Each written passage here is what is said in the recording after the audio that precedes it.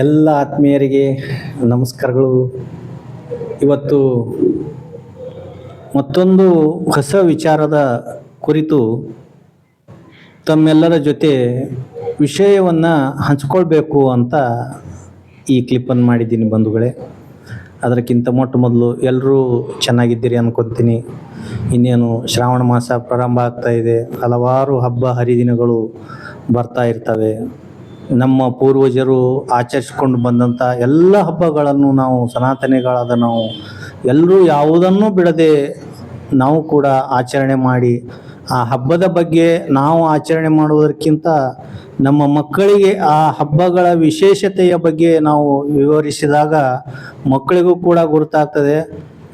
ನಾವು ಇಂತಿಂಥ ಒಂದು ಹಬ್ಬಗಳನ್ನು ನಾವು ಆಚರಣೆ ಮಾಡಬೇಕು ಅಂತ ತಿಳ್ಕೊಂಡು ಆ ಮಕ್ಕಳು ಕೂಡ ಆ ಒಂದು ಹಬ್ಬದ ಒಂದು ಆಚರಣೆಯನ್ನು ಮುಂದುವರಿಸ್ಕೊಂಡು ಹೋಗ್ತಾರೆ ಅಂಥೇಳಿ ಈ ಸಂದರ್ಭದಲ್ಲಿ ಹೇಳ್ತಾ, ಈಗ ಮತ್ತೊಂದು ಹೊಸ ವಿಚಾರದ ಬಗ್ಗೆ ತಮ್ಮೆಲ್ಲರ ಜೊತೆಗೆ ನಾನು ವಿಷಯವನ್ನು ಹಂಚಿಕೊಳ್ಳೋಕ್ಕೆ ಇಷ್ಟಪಡ್ತಾ ಇದ್ದೀನಿ ಬಂಧುಗಳೇ. ಅದು ಏನು ಅಂತಂದರೆ, ಶಾಂತವಾಗಿರುವ ವ್ಯಕ್ತಿ ಬಹಳ ಶಕ್ತಿವಂತನಾಗಿರ್ತಾನೆ ಅಂತ. ನೋಡಿ, ಮೌನ, ಯಾರು ಎಷ್ಟೊಂದು ಮೌನವಾಗಿರ್ತಾರಲ್ಲ ಅವ್ರು ಭಾಳ ಆರಾಮದಾಯಕವಾಗಿರ್ತಾರೆ ಮತ್ತು ಅಷ್ಟೇ ಸದೃಢವಾಗಿರ್ತಾರೆ. ಇದು ಒಂದು ಪ್ರಸಂಗ ಬರ್ತದೆ.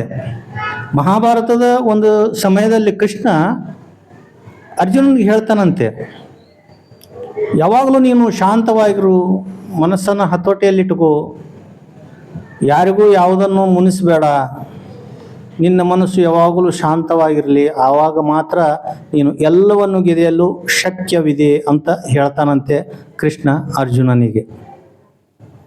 ಅದಕ್ಕೆ ಅವರು ಕೃಷ್ಣ ಉದಾಹರಣೆ ಕೊಟ್ಟು ಹೇಳ್ತಾನಂತೆ, ಏನಂದರೆ ಯಾರೇ ಏನೇ ಮಾತಾಡಲಿ, ಎಷ್ಟೇ ಕೆಟ್ಟದಾಗಿ ವರ್ತಿಸಲಿ, ಎಷ್ಟೇ ಕೋಪಗೊಂಡರೂ ನೀನು ಮಾತ್ರ ಶಾಂತವಾಗಿರು ಅಂತ ಹೇಳ್ತಾರಂತೆ ಕೃಷ್ಣ.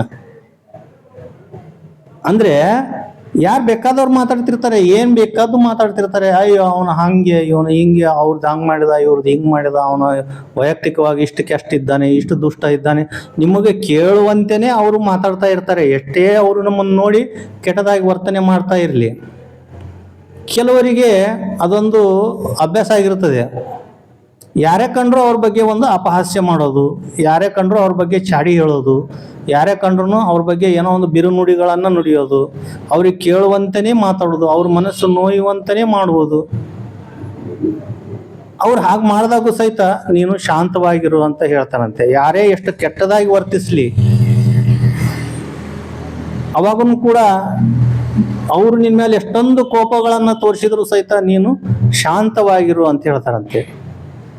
ಅದು ಹೇಗೆ ಕೊಳಕು ನೀರು ಸ್ವಲ್ಪ ಸಮಯದ ನಂತರ ಸ್ವಚ್ಛವಾಗುತ್ತದೆಯೋ ಹಾಗೆಯೇ ಶಾಂತ ಮನಸ್ಸಿನಲ್ಲಿ ಸತ್ಯ ಸ್ಪಷ್ಟವಾಗಿ ಕಾಣಿಸುತ್ತದೆ ಅಂತ ಹೇಳ್ತಾರಂತೆ. ಅಂದರೆ ನೋಡಿ, ನೀವು ಉದಾಹರಣೆಗೆ ಈ ಒಂದು ನೀರಿರ್ತದೆ, ಅದೇನೋ ಕೆಸರು ಬಿದ್ದು ಏನೋ ಒಂದು ಕೊಚ್ಚೆ ಬಿದ್ದು ಗಲೀಜಾಗಿರ್ತದೆ. ಆ ನೀರನ್ನು ನೀವು ಚೆಲ್ಲದೇನೆ ಅದನ್ನು ಸ್ವಲ್ಪ ಹೊತ್ತು ಅಷ್ಟೇ ಇಟ್ಬಿಟ್ರೆ ಆ ಕೊಚ್ಚೆ ಅಥವಾ ಗಲೀಜು ಸ್ವಲ್ಪ ಸಮಯದ ನಂತರ ತಳಕ್ಕೆ ಇಳಿದು ಕೂಳ್ತದೆ, ಮೇಲೆ ಮತ್ತೆ ತಿಳಿ ನೀರು ನಿಲ್ತದೆ. ಹಾಗೆ ಅವಾಗ ಸ್ಪಷ್ಟವಾಗಿ ಗುರುತಾಗ್ತದೆ ಮೇಲಿನ ನೀರು ತಿಳಿದೆ, ತಳಕ್ಕೆ ಕೆಸರು ಕೂತಿದೆ ಅಂತ. ಅದು ಹೇಗೆ ತಿಳಿತದೋ ಹಾಗೆ ನೀನು ಅದನ್ನೆಲ್ಲ ಕೇಳಿ ಶಾಂತವಾಗಿತ್ತೆ ಅಂತಂದರೆ ಅವ್ರು ಯಾಕಂದ್ರು ಅನ್ನುವಂಥ ಒಂದು ಸ್ಪಷ್ಟವಾದ ಸತ್ಯ ನಿನಗೆ ತಿಳಿತದೆ. ಇದಕ್ಕೆ ಕಾರಣ ಏನು? ನೀನು ಮೌನವಾಗಿದ್ದರೆ. ಅವ್ರು ಎಂಥ ಬಿರುನುಡಿಗಳನ್ನು ಮಾತಾಡಿದ್ರು ಅವ್ರಿಗೆ ಎದುರು ಉತ್ತರ ಕೊಡದೇ ಇದ್ದರೆ, ಅವರ ಜೊತೆ ಯಾವುದೇ ವಾದ ವಿವಾದ ಕೇಳದೆ ನೀನು ಶಾಂತ ಮನಸ್ಸಿನಿಂದ ಇದ್ದರೆ ಅದು ನಿನಗೂ ಒಳ್ಳೆಯದು ಮತ್ತು ಎದುರಿನ ವ್ಯಕ್ತಿ ಸುಮ್ಮನಾಗಲು ಅದು ಕಾರಣವೂ ಕೂಡ ಆಗ್ತದೆ. ಅದಕ್ಕೆ ಶಾಂತಿಯಿಂದ ಇದ್ದರೆ ನೀನು ಎಲ್ಲವನ್ನು ಗೆಲ್ಲಬಹುದು ಅಂತೇಳಿ ಕೃಷ್ಣ ಪರಮಾತ್ಮ ಅರ್ಜುನನಿಗೆ ಹೇಳ್ತಾನಂತೆ. ನೋಡಿ, ವಾದ ವಿವಾದ ಅಲ್ಲ, ತಾಳ್ಮೆಯಲ್ಲೇ ನಿಜವಾದ ಶಕ್ತಿ ಇದೆ. ಪ್ರತಿಯೊಂದು ಮಾತಿಗೂ ತಕ್ಷಣವೇ ಪ್ರತಿಕ್ರಿಯಿಸಬೇಡ ಅಂತ ಹೇಳ್ತಾರಂತೆ. ನೋಡ್ರಿ ಎಷ್ಟು ಅರ್ಥಗರ್ಭಿತವಾದದ್ದು. ವಾದ ವಿವಾದ ಅಲ್ಲ, ಯಾವುದೇ ವಾದ ವಿವಾದ ಮಾಡಬೇಡ. ತಾಳ್ಮೆಯಲ್ಲೇ ನಿಜವಾದ ಶಕ್ತಿ ಇದೆ. ನೀನು ಎಷ್ಟು ತಾಳ್ಮೆಯಿಂದ ಇರ್ತೀಯ ಅಷ್ಟು ಅದರಲ್ಲಿ ನೀನು ಒಂದು ವಿಜಯವನ್ನು ಕಾಣ್ತೀಯ. ಪ್ರತಿಯೊಂದು ಮಾತಿಗೂ ತಕ್ಷಣವೇ ಪ್ರತಿಕ್ರಿಯಿಸಬೇಡ. ಅವನು ಎದುರು ಅವನು ಏನೇನೋ ಮಾತಾಡ್ತಾನೆ, ನಮ್ಮನ್ನ ಬಡಕಾಸೋದಕ್ಕಾಗಿ ಅವನು ಏನೇನೋ ಮಾತಾಡ್ತಿರ್ತಾನೆ. ಇವನಿಂದ ಏನಾದರೂ ಪ್ರತಿಕ್ರಿಯೆ ಬರಲಿ, ನಾನು ಅದನ್ನು ಮಾಡಬೇಕು ಇದನ್ನು ಮಾಡಬೇಕು ಅಂತ ಪ್ರೀ ಪ್ಲ್ಯಾನ್ಡ್ ಇರ್ತಾನೆ ಅವನು. ಅದೇ ಥರ ನಮ್ಮನ್ನು ರೊಚ್ಚಿಗೆಬ್ಬಿಸೋಕೆ ಅವನು ಏನೇನೋ ಮಾತಾಡ್ತಿರ್ತಾನೆ. ಅದನ್ನು ಕೇಳಿದ ತಕ್ಷಣ ನೀನು ಅವನಿಗೆ ಎದುರು ಉತ್ತರವನ್ನು ಕೊಡಬೇಡ, ನೀನು ಶಾಂತವಾಗಿರು. ನೋಡಿ, ಎದುರಿನ ವ್ಯಕ್ತಿ ಬೇಕಾದಷ್ಟು ಒದರಾಡ್ತಿರ್ತಾನೆ. ನಾವು ಸುಮ್ಮನೆ ಇದ್ದುಬಿಟ್ರೆ ಅವನು ಎಷ್ಟೊತ್ತಂತ ಒದರಾಡ್ತಾನೆ. ಇಷ್ಟೆಲ್ಲ ಮಾತಾಡ್ತೀನಿ, ಏನೋ ಒಂದು ಉತ್ತರ ಕೊಡಲಿಲ್ಲೋ ನೀ ಅಂತ ಮನುಷ್ಯ ಅಂತಾನೆ.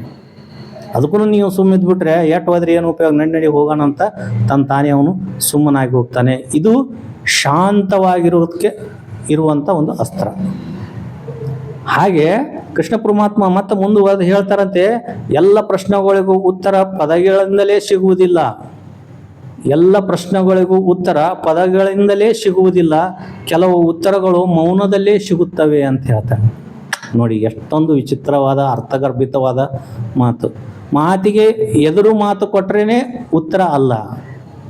ಅವ್ರು ಏನೇ ಮಾಡಲಿ, ಎದುರಿನ ವ್ಯಕ್ತಿ ಯಾವುದೇ ಥರದ ಪ್ರತಿಕ್ರಿಯೆಯನ್ನು ತೋರಿಸ್ತಾ ಇರಲಿ, ನೀನು ಶಾಂತವಾಗಿದ್ದರೆ, ಆ ಶಾಂತ ಮೌನದಿಂದ ಇದ್ದೆ ಅಂತಂದರೆ ಆ ಮೌನವೇ ಕೆಲವೊಂದು ಪ್ರಶ್ನೆಗಳಿಗೆ ಉತ್ತರವನ್ನು ಕೊಡ್ತದೆ. ಅದಕ್ಕೆ ನೀನು ಮೇಲೆ ಬಿದ್ದು ಯಾವುದೇ ಒಂದು ಉತ್ತರವನ್ನು ಕೊಡುವಂಥ ಗೋಜಿಗೆ ಹೋಗಬೇಡ ಅಂತ ಹೇಳ್ತಾರೆ ಕೃಷ್ಣ ಪರಮಾತ್ಮ.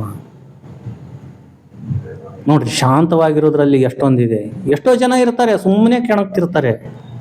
ನೀನು ಹಂಗೆ ಮಾಡಿದಿ, ನೀ ಹಿಂಗೆ ಮಾಡಿದಿ, ಇನ್ನೊಬ್ರು ಮುಂದೆ ಚಾಡಿ ಹೇಳ್ತಿರ್ತಾರೆ, ಅವ್ನು ಹಂಗೆ ಮಾಡಿದ, ನಂದೆಲ್ಲ ಕಸಗೊಂಡು ನನಗೆ ಹಂಗೆ ಮಾಡಿದ, ನನಗೆ ದ್ರೋಹ ಮಾಡಿದ, ನನ್ನ ಮೇಲೆ ಅದು ಶೇರ್ ಮಾಡ್ಕೊಂಡ, ಇದನ್ನು ಮಾಡ್ಕೊಂಡ.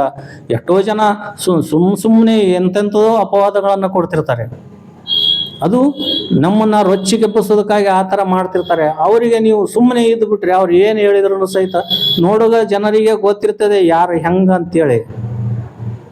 ಅದನ್ನು ನಾವು ತಿಳ್ಕೊಂಡು ಸುಮ್ಮಿದ್ರೆ ನಾವು ಆ ಸಂದರ್ಭದಲ್ಲಿ ಗೆದ್ದಂತೆಯೇ ಸರಿ ಅಂತ ಹೇಳ್ತಾರೆ ಕೃಷ್ಣ ಪರಮಾತ್ಮರು. ನೆನಪಿಟ್ಟುಕೋ ಪಾರ್ಥ, ತನ್ನ ಮನಸ್ಸನ್ನು ಶಾಂತವಾಗಿಟ್ಟುಕೊಂಡವನನ್ನು ಲೋಕದ ಯಾವುದೇ ಗದ್ದಲವು ಅಲುಗಾಡಿಸಲು ಸಾಧ್ಯವಿಲ್ಲ ಅಂತ ಹೇಳ್ತಾರೆ. ನೋಡಿ, ಈ ಕೊನೆಯ ಲೈನ್ ಏನದಲ್ಲ, ಇದು ಅತ್ಯಂತ ನೆನಪಿಟ್ಕೊಳ್ತಕ್ಕಂಥ ವಿಚಾರ. ತನ್ನ ಮನಸ್ಸನ್ನು ಶಾಂತವಾಗಿಟ್ಟುಕೊಂಡವನನ್ನು ಈ ಲೋಕದ ಯಾವುದೇ ಗದ್ದಲವು ಅಲುಗಾಡಿಸಲು ಸಾಧ್ಯವಿಲ್ಲ ಅಂತ ಹೇಳ್ತಾರೆ. ನೀನು ಶಾಂತವಾಗಿದ್ದೆ ಅಂದರೆ ಎದುರಿನವರು ಬೇಕಾದ ಮಾಡಲಿ, ಬೇಕಾದ ಚಾಡಿ ಹೇಳಲಿ, ಏನೋ ಅವರು ಅವನಿಗೆ ಅನ್ಯಾಯ ಮಾಡಿದ್ರು ಸಹಿತ ನೋಡುವಂಥವನು ಒಬ್ಬ ಮೇಲ್ಗಡೆ ಇದ್ದಾನೆ ಭಗವಂತ, ಅವನು ನೋಡ್ಕೋತಿರ್ತಾನೆ. ಕರ್ಮ ಯಾರನ್ನೂ ಬಿಡೋದಿಲ್ಲ. ಈಗಿನ ಕಾಲದಲ್ಲಿ ಕರ್ಮ ಯಾರನ್ನೂ ಬಿಡೋದಿಲ್ಲ. ತಾತ್ಕಾಲಿಕವಾಗಿ ಅದು ಅವರಿಗೆ ಸುಖ ಕೊಟ್ಟಿರ್ತದೆ, ಆದರೆ ಕೆಟ್ಟ ಕರ್ಮ ಮಾಡಿದವರಿಗೆ ಅದರ ಪ್ರತಿಫಲ ಸಿಕ್ಕೇ ಸಿಗ್ತದೆ. ಫಲಾಫಲಗಳನ್ನು ಭಗವಂತನಲ್ಲಿ ಬಿಡುವಂತ ಹೇಳಿದ್ದಾರೆ.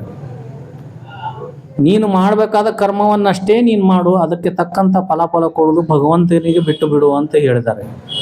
ಅದೇ ತರಹ ನೀನು ಶಾಂತವಾಗಿದ್ದಂತಂದರೆ ಲೋಕದ ಯಾವುದೇ ಗದ್ದಲವು ನಿನ್ನನ್ನು ಅಳಗಾಡಿಸೋಕ್ಕೆ ಸಾಧ್ಯ ಇಲ್ಲ. ಆ ಕಾರಣದಿಂದ ನೀನು ಶಾಂತವಾಗಿರು ಅಂತ ಪಾರ್ಥನಿಗೆ ಕೃಷ್ಣ ಪರಮಾತ್ಮ ಮಹಾಭಾರತದಲ್ಲಿ ಹೇಳಿದ ಒಂದು ಸಾಲಿದು. ಅದೇ ಥರ ನಾವು ಕೂಡ ನಮ್ಮ ಮನಸ್ಸನ್ನು ಶಾಂತವಾಗಿದ್ದು ಹತೋಟಿಯಲ್ಲಿಟ್ಕೊಂಡು ಯಾವುದೇ ಒಂದು ಕುತ್ಸಿತ ಮಾತುಗಳಿಗೆ ನಾವು ಕಿವಿ ಕೊಡದೆ ನಮ್ಮ ಶಾಂತ ರೀತಿಯಿಂದ ನಾವು ಬಾಳ್ವೆಯನ್ನು ಮಾಡಿದ್ದೇ ನಿಜವಾದಲ್ಲಿ ನಾವು ಕೂಡ ವಿಜಯಶಾಲಿ ಆಗ್ತೀವಿ. ನಾವು ಎಲ್ಲರೂ ಕೂಡ ಒಂದು ಶಾಂತತೆಯನ್ನು ಕಾಪಾಡಿಕೊಳ್ಳೋಣ, ಮೌನವಾಗಿ, ಹೆಚ್ಚಾಗಿ ಮೌನವಾಗಿರೋಣ. ಮೌನವೇ ಉತ್ತರ ಇರ್ತದೆ. ಹಲವಾರು ಪ್ರಶ್ನೆಗಳಿಗೆ ನಮ್ಮ ಮೌನನೇ ಉತ್ತರ ಕೊಡ್ತಾ ಇರ್ತದಂತೆ. ಆ ಕಾರಣದಿಂದ ಬಂಧುಗಳೇ, ಯಾರೂ ರೋಸ್ಕೊಳ್ಳೋದು ಬೇಡ. ಯಾರದೋ ಒಂದು ಮಾತಿಗೆ ಏನೋ ಒಂದು ಮಾತಾಡಿ ನಮ್ಮ ಜೀವನವನ್ನು ನಾವು ಹಾಳು ಮಾಡ್ಕೊಳ್ಳೋದು ಬೇಡ. ಆ ಕಾರಣದಿಂದ ಬಂಧುಗಳೇ, ನಾವೆಲ್ಲರೂ ಮೌನಕ್ಕೆ ಜಾರೋಣ, ಶಾಂತತೆಯನ್ನು ಮೈಗೂಡಿಸ್ಕೊಳ್ಳೋಣ ಮತ್ತು ಇರ್ತಕ್ಕಂಥ ಮುಂದಿನ ಜೀವನವನ್ನು ಅತ್ಯಂತ ಉತ್ಸಾಹಭರಿತವಾಗಿ ನಾವು ಕಳೆಯೋಣ ಅಂತ ಈ ಸಂದರ್ಭದಲ್ಲಿ ಹೇಳ್ತಾ, ನಾನೆಲ್ಲೋ ಓದ್ತಾ ಇದ್ದಾಗ ಈ ಒಂದು ಕೆಲವೊಂದು ಲೈನ್ಗಳು ಬಂದು ಅದನ್ನೇ ನಿಮ್ಮ ಜೊತೆ ಹಂಚ್ಕೋಬೇಕಂತ ಇವತ್ತು ಈ ಕ್ಲಿಪ್ಪನ್ನು ಮಾಡಿದ್ದೀನಿ. ಇದು ನಿಮಗೆ ಒಳ್ಳೇದು ಅನಿಸಿತ್ತು ಅಂತಂದರೆ, ಇದರಲ್ಲಿ ಏನಾದರೂ ಒಂದು ಒಳ್ಳೆಯ ಅಂಶಗಳು ಇದ್ದು ಅಂತಂದರೆ ನನಗೆ ಕಮೆಂಟ್ ಮೂಲಕ ಅಥವಾ ಫೋನ್ ಮಾಡಿನೂ ಕೂಡ ತಿಳಿಸ್ಬೋದು. ಮತ್ತು ನನ್ನ ಕ್ಲಿಪ್ಗಳು ನಿಮಗೆ ಯಾವ ಥರ ಅನಿಸ್ತಾ ಇವೆ, ಇದು ಏನು ಖುಷಿ ಕೊಡ್ತಾ ಇದೆಯೋ ಅಥವಾ ಇದರಲ್ಲಿ ಏನಾದರೂ ಬದಲಾವಣೆ ಮಾಡ್ಕೋಬೇಕು ಅನಿಸಿತ್ತು ಅಂತಂದರೆ ನನಗೆ ನೀವು ಫೋನ್ ಮೂಲಕ ಅಥವಾ ಕಮೆಂಟ್ ಮೂಲಕ ಉತ್ತರಿಸಬಹುದು. ಅದು ನನಗೆ ಶ್ರೀರಕ್ಷೆ ಅಂತೇಳಿ ನಾನು ಅಂದ್ಕೊಂಡು ನನ್ನ ಮಾತನ್ನು ಮುಗಿಸ್ತಾ ಇದ್ದೀನಿ. ಧನ್ಯವಾದಗಳು.